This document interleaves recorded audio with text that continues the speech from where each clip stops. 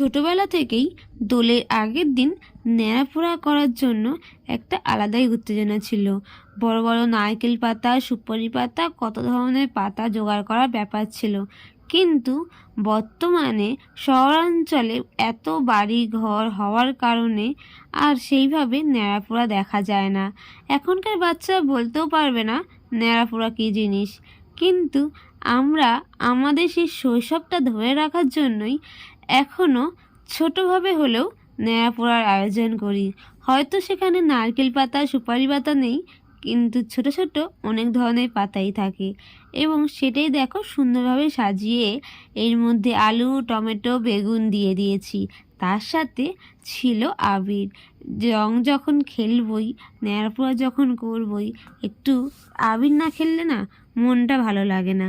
তার সাথে তো ফুড করাই থাকবে। দেখো, সবাইকে দেখেই বুঝতে পারছো কতই আনন্দ না হচ্ছে।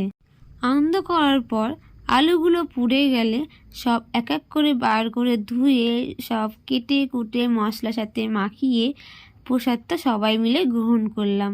বিশ্বাস করো, ঘরে আলু কাবলি তৈরির যে স্বাদ, তার থেকে এই প্রসাদটার স্বাদ যেন বহু গুণ বেশি, যা কিছুতেই বোঝানো সম্ভব নয়। আচ্ছা, আমাদের মতো করে আর কে কে ন্যাড়াপোড়া করলে বলো তো?